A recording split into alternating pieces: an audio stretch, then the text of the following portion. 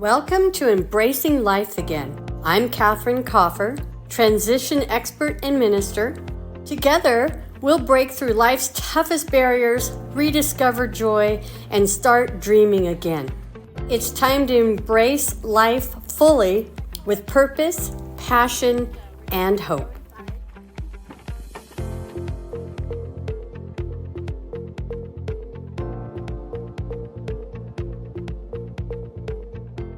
Welcome to Embracing Life Again. I'm Catherine Coffer, your host, and together I try and give you inspiration through life's transitions and helping you start living again. So today I wanted to answer some questions that people have asked me, and today it's about managing relationships and support, right? So the first question is, when you've lost somebody or lost a job or any type of loss that you can think of, it could even be divorce. The question I'm being asked is, did you find it hard to talk to people who hadn't experienced the same loss? So that being said, I'm going to say yes. In my loss of my husband, and actually, I got remarried and now I'm divorced. So that loss also, people that haven't been through it aren't sure what to say to you, not sure if they should talk to you, right? Or really say some silly things that you're just going, what? What are you talking about? I mean, I can laugh about it now because people are just people, right? And so in my experience after losing my husband, you already know I'm a realtor by trade. So in 2015, I noticed that a lot of my clients didn't talk to me. And even though I would call them to check in on them or whatever, they never returned my phone call. They didn't know what to do with me. And then that being said, you know, the real estate business can be pretty sharky. And so I did find that some realtors that are not really good people in my town at that time, they poached my clients. So, for instance, if my client goes in, it's a buyer of mine, goes into an open house, and the person there doing the open house, my client goes, yeah, my realtor's Catherine Coffer. And, oh, you heard about what happened, right? You know, to my client. And they're like, yeah, we did. And they're like, well, you know what? She's grieving right now. You really don't want to bother her, but I'm more than happy to help you. Right? That happened more times than not, let me tell you. I was so, it really upset me. And then I didn't care. I mean, I was in a space where I'm like, you know, once you lose somebody, you kind of get to the point where you are like, life's too short.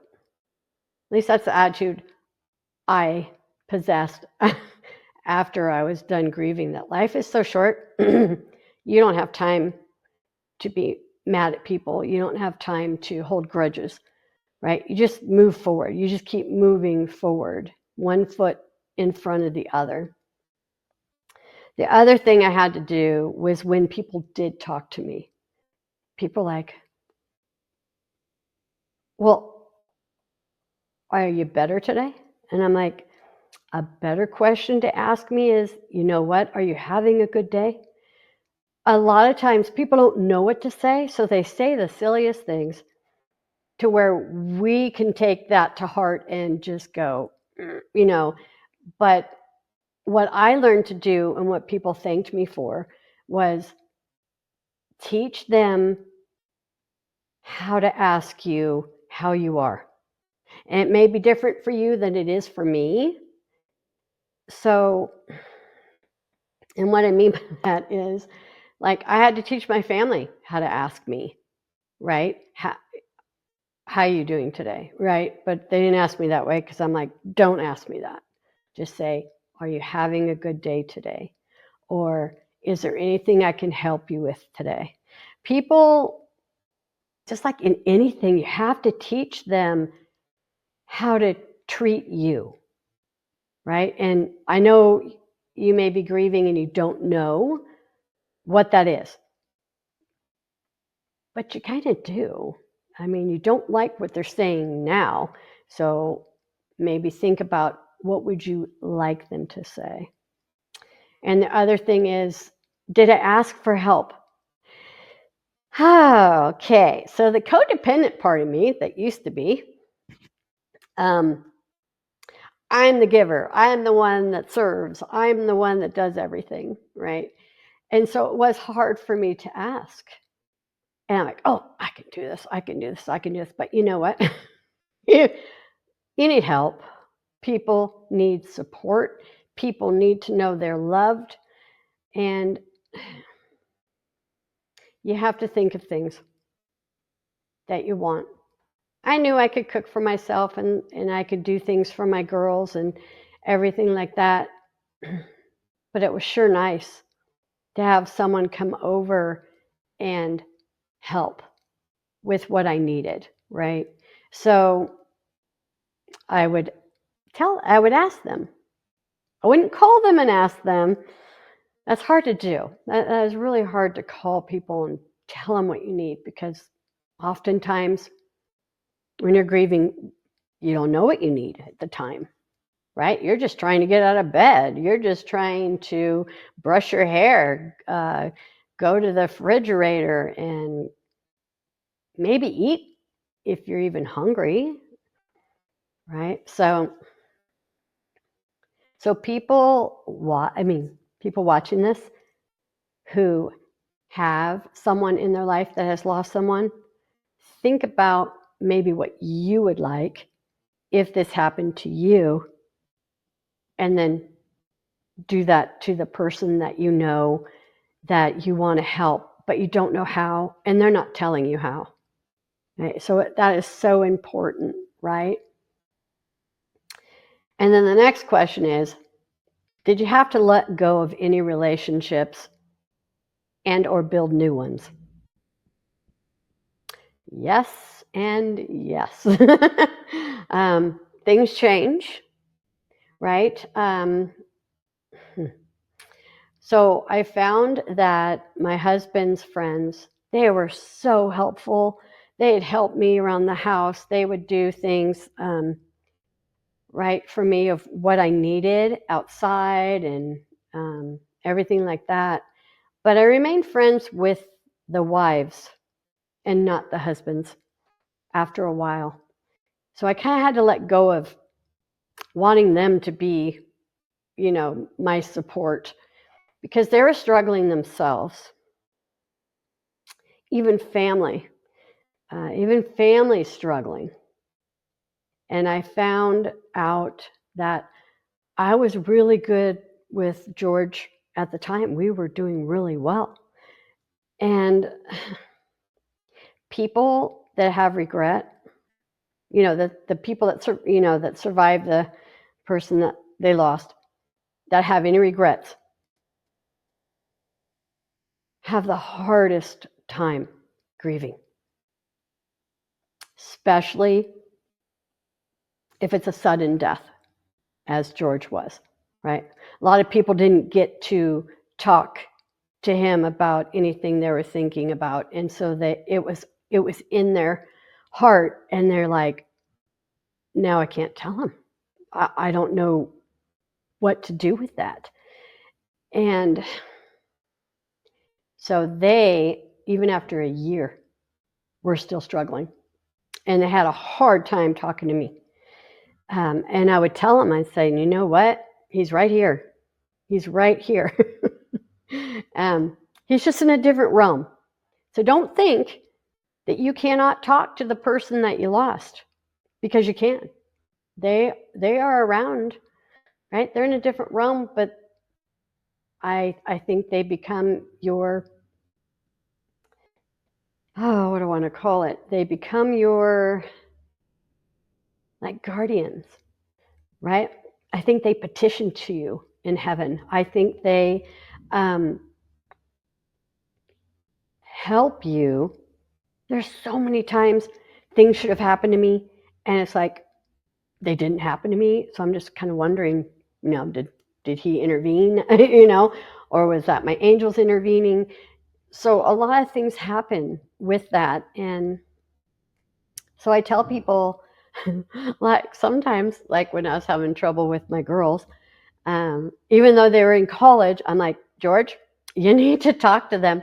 They need to see you. They need to know you're here. They need to know you're thinking about them, you love them, or whatever it is. Or I just wanted to smack, like slap my girls, right? Because of something they were doing that was like, stop it.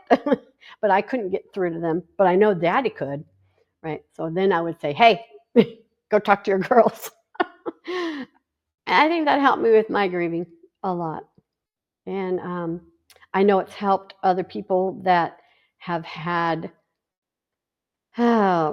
regret with him and wanted to apologize. I said, just go in your closet and just talk it out.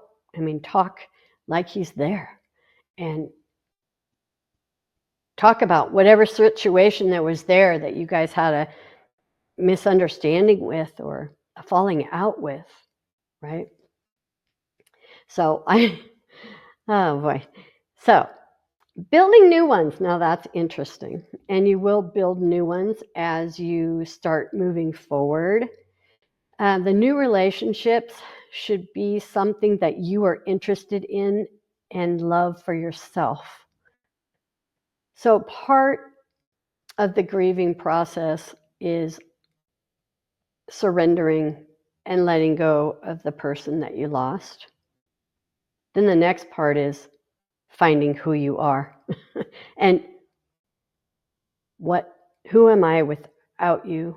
And that will be another thing that I'll discuss, but I was going to discuss it, right? And I'm like, not yet. I have to think about it a little bit more as to what processes I did to find out who I was without my husband, since I had been married almost 29 years and had known him since I was 16 years old.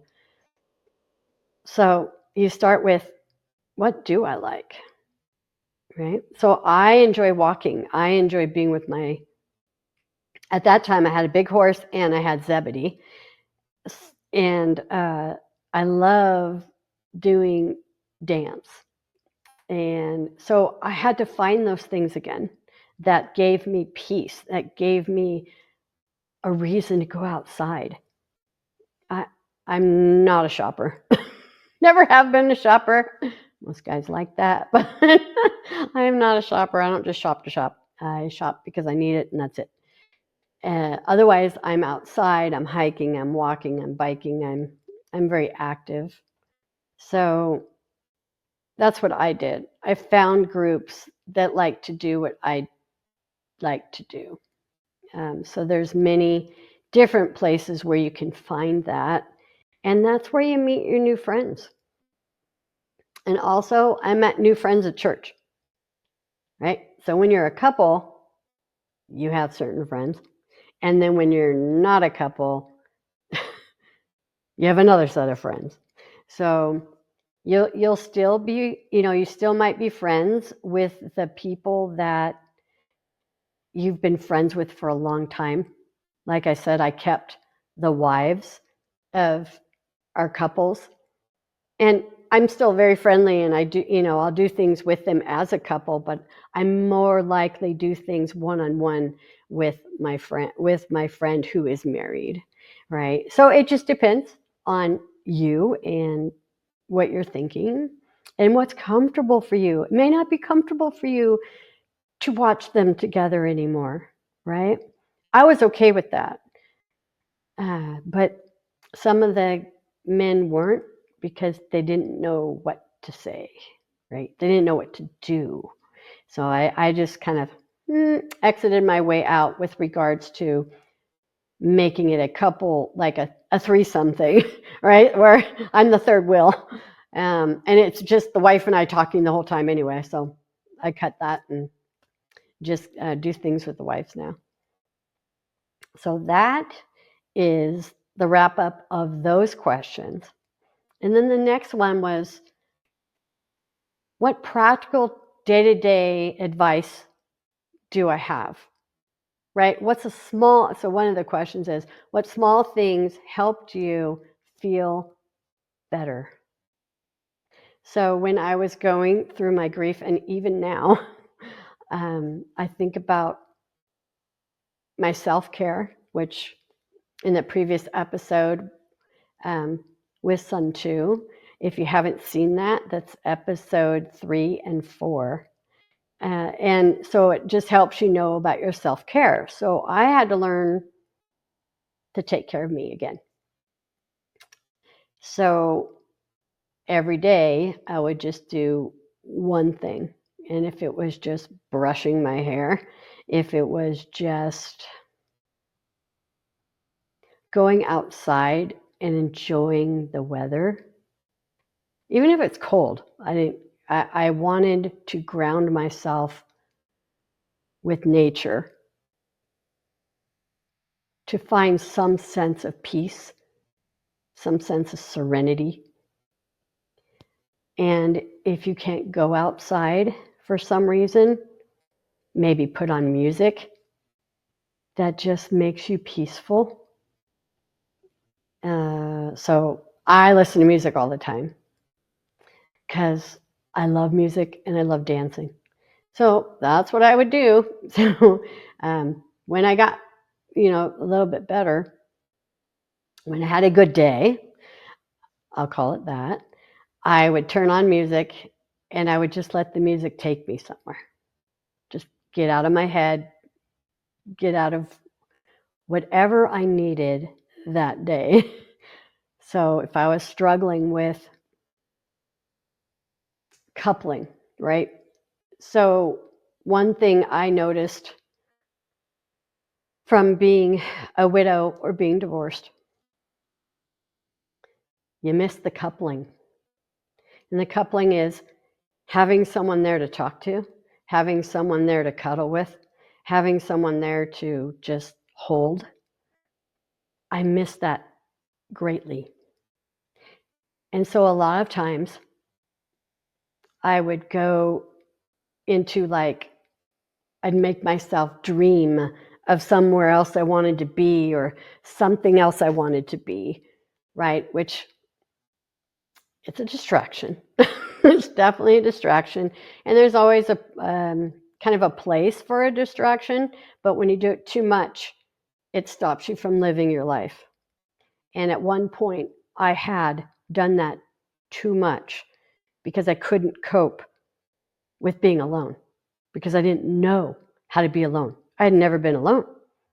I graduated from college and I got married, right? So it's like, uh-oh, I have to figure out loving myself and being alone and what does that look like? So every day I would just examine my thoughts. I would ask myself, what do you want to do today? What will make you smile today? Right? And then at the end of the night, reassess. Well, I like that, but I didn't like that. Journaling is a really good idea. I wish I had. I do not care to journal. I'm not a real journal person, but I wish I had because it would have made it a lot easier for me to go back and tell you these things that I did, right? So that would have been way easier than going back in my memory banks and saying what I did. um, so that's that for that. And then how did I navigate milestones, anniversaries, with and without, right? So we all have things we do every, birthday, Christmas, Easter, even 4th of July. I'm a 4th of July baby, so I'm a firecracker, right? So I always have to have fireworks on my birthday. That never stopped. I still do. I still do that. However, the first Christmas without my husband was the hardest one. It's because I had to learn again.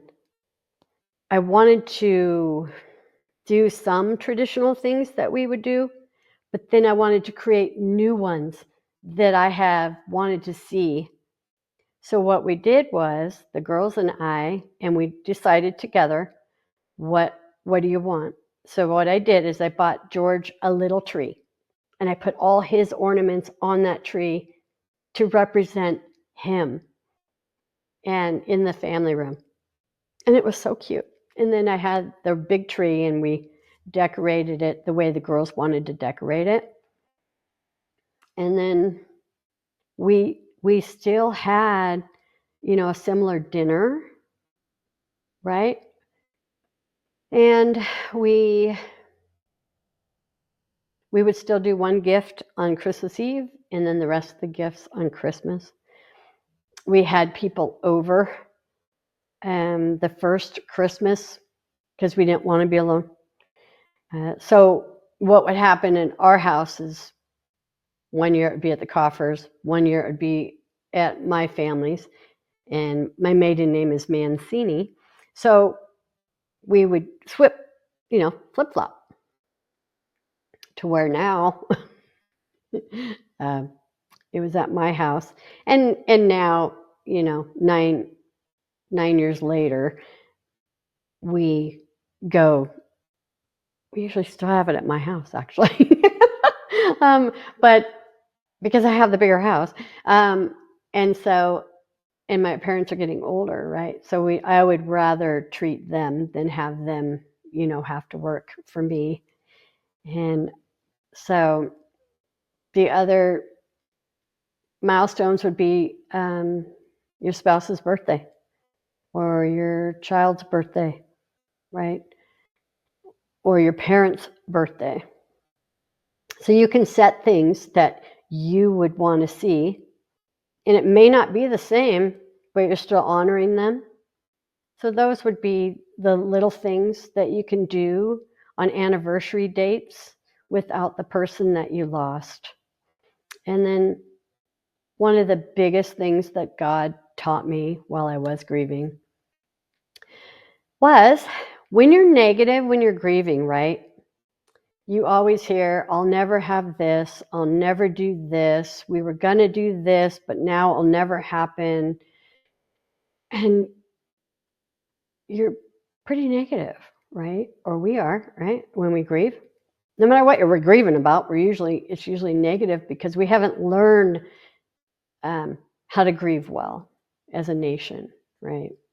So what God told me was, he stopped me one day as I'm grumbling. He goes, I am tired of hearing what you don't want. I want to know what you want, and I want you to thank me for what you had with George, right? Or the job I had lost, or whatever it is that you lost, he wants you to thank him for it. So a good, for instance, with that is, let's say I'm thinking about, man, he's going to retire in the next 5 years, and we were going to travel, and we had all this cool stuff planned because the girls would be out of college, and just so much stuff was going to happen. We had a lot of dreams, right, that we wanted to see happen. And so as I'm thinking about those things and going to go negative, I stop and I go, God, I thank you for the trips to Hawaii that we had with the girls. I thank you for the trips we had wherever it was that we were. We traveled all over with the girls, right? And So we were going to actually travel the world.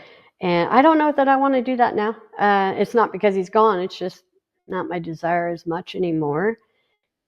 So I'm sure I'll get to other places. My daughter took me to Spain, and we did the Camino de Santiago Trail, which is a pilgrimage. And boy, is that changing your state, your being. It's just magical. And it is, so I will have my daughter on. When I'm going to be talking to you about Who Am I Without You, I will have my oldest daughter on with me, because she will talk about her perspective of losing a dad, and I will talk about my perspective of losing a husband, and we will ask each other questions, so you kind of get a view of how we got through the grief and what we did. So I was talking about I just got distracted. I'm so sorry. Okay, so one thing about me is I'm not a wordsmith, right? And sometimes my ADD, I'm like, I'm on one thing and then I go to another one and then I come back. So I will come back. So it was talking about anniversaries. So, but I was also talking about being thankful. And so a lot of people that I have counseled that say that's huge. They're like, I never thought of it like that, to thank him for what I had when I'm thinking negative. So it can be even a special birthday that you had with the person you lost, right? So you thank God for that.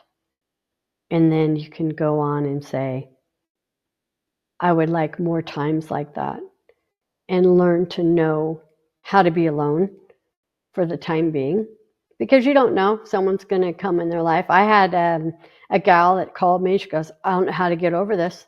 I don't. I said, you never do get over it. You get through it. Everybody's thinking, if I grieve, I'm going to forget them. Nope. I'm sorry. You never forget them, because they're in here and they're in here, right? You have memories, you have thoughts, you have so many things that they're still part of you. They're still part of your being. You're not going to get rid of them. You're not going to forget them. So I had told her about you know what, when you're going negative and you want to think about something good that you had with your husband. She had lost her husband, who was her so-and-so called soulmate, and I'll never love again. I'll never do this. And I said, I want you to try this exercise. And every time you say that, I want you to thank God for what you had. Well, year later, she has met another man of her life that she is completely in love with too. So God does have good things in store for us. We just have to make a step forward, right? So we have to act, and then we have to receive. And that's the hardest thing. That's the hardest thing for me, is to receive. I've had to learn to receive, right? That I completely give love, and that I completely accept and receive love. I was really good at giving love. I was horrible at receiving love. And part of that was, at that time, my self-worth issues that I had. And so it's another thing we'll talk about later in another episode. I have lots of episodes. So I just want to encourage you today that you are so loved and wanted and needed. So don't be afraid to keep taking one step in front of the other and getting through the grief, so you can find your joy again, so you can dream again and then just have and make the life that you want. You can do it. I know you can. So now I would like to bring on Zebby and Theo for the adventures of Zebby and Theo. So stay tuned. I'll be right back. Coming up next, Adventures with Theo and Zebby, right here on Embracing Life Again with Catherine Koffer.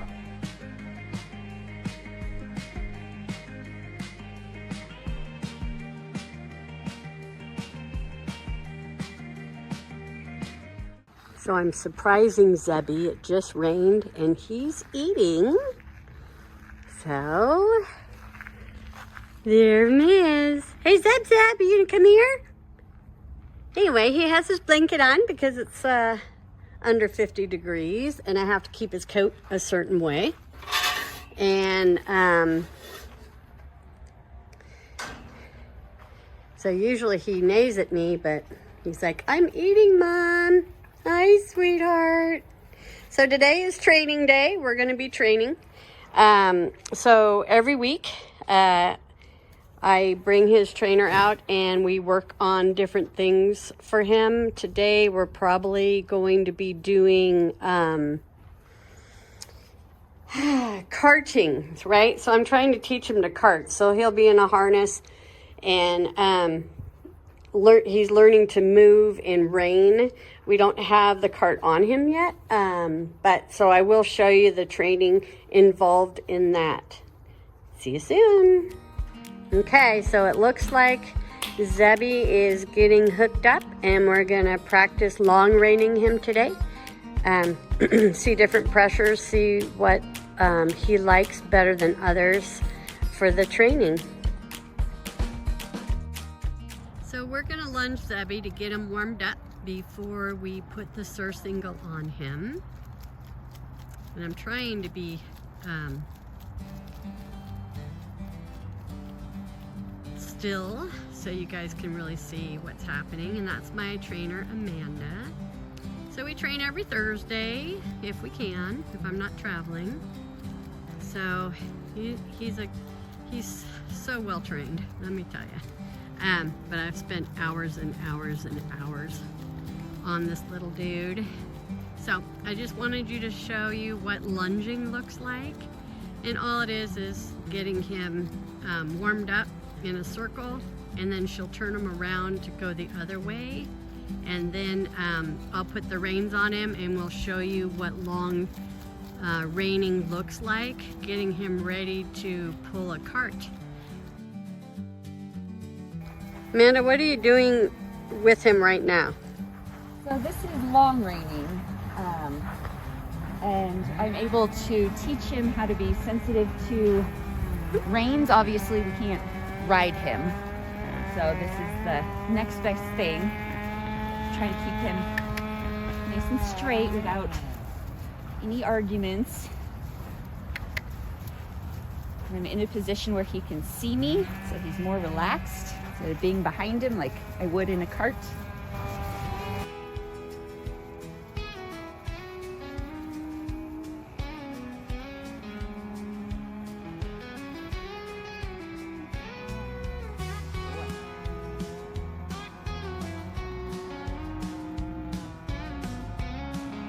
So she just got him to change direction, and he did it perfectly.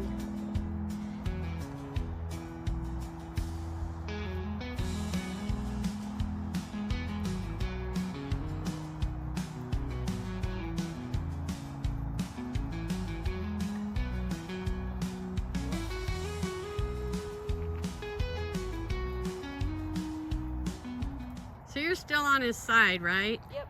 Okay. He can see me clearly on that side. And then eventually you'll be right behind him and then he'll steer that way? Yep. Okay. Good boy. So she's moving him again, making him go straight.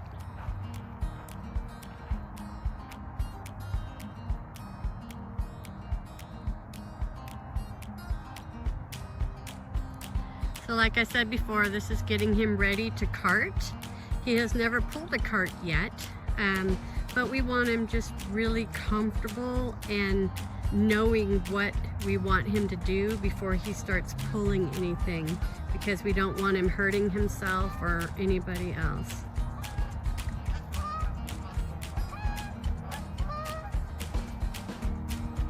He's just such a calm kid. I love this kid. He's just such a good boy.